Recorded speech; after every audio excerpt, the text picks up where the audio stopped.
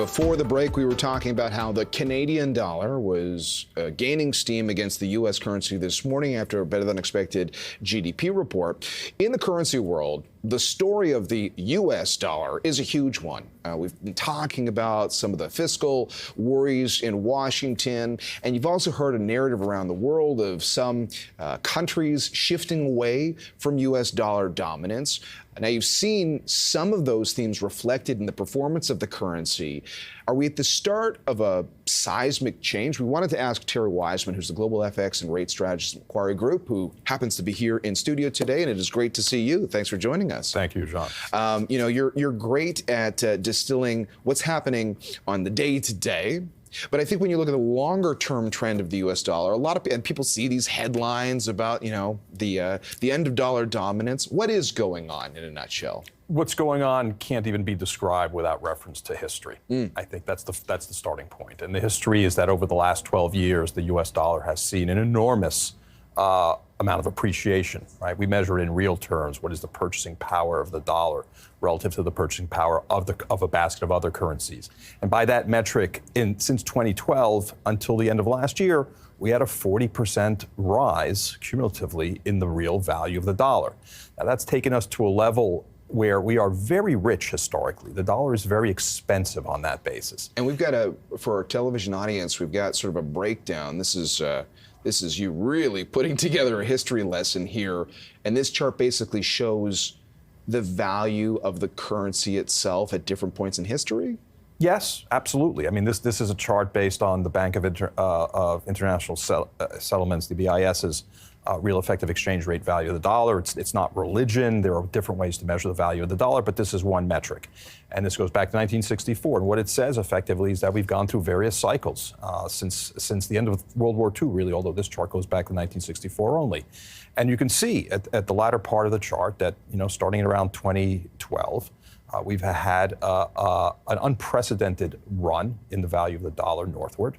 We've gotten to a level where we are high historically, and that's one basis, at least one basis, for the premise that we could be entering a down move from here, because these periods tend to last about 10 years. Before I talk about where we're going, it almost sounds like a conversation we sometimes have around tech stocks. People pull out the chart and they talk about all the demand and what happens after that. Given that over the last decade at least, there's been a lot of squabbling in Washington about spending and deficits. What were the driving factor? Why was there so much appetite for the U.S. dollar? I think all of these periods in which the dollar does well are characterized by just a few things. It's characterized by stronger productivity growth in the U.S. relative to the rest of the world. It's characterized by stronger growth itself, or growth that has exceeded expectations in the U.S. relative to the rest of the world. Yeah. You can also make a case that these are periods in which that growth is technologically driven, and these are also periods where the rest of the world's investors want to come to the U.S. to take advantage of that strong productivity growth and that technological innovation. Okay, so given that we have been seeing weakness now in the U.S. dollar against a basket of currencies around the world, and you got all the tariff considerations which seem to be playing into some of that weakness as well. I mean, certainly here in Canada, you've got investors that are not only looking for what's happening with the exchange rate, but they're sometimes buying assets in the U.S. and the currency is a factor there.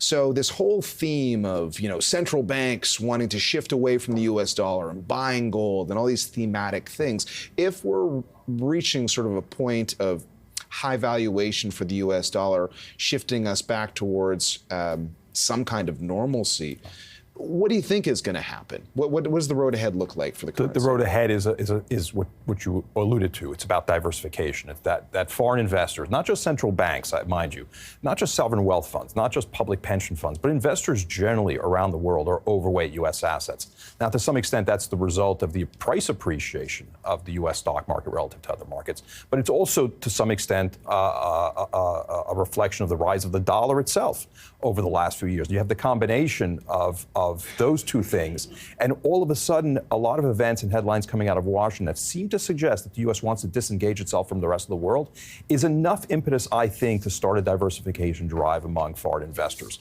That'll mean a weaker dollar. It could conceivably mean the price of U.S. assets will also fall relative to the price of foreign assets. Just a final question. At the end of the day, obviously people are always wondering about what might shift assets away from this muscular currency.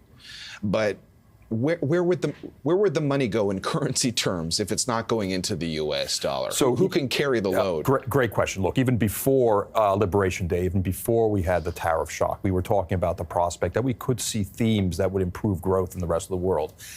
The pro-growth reforms that the current government in Canada might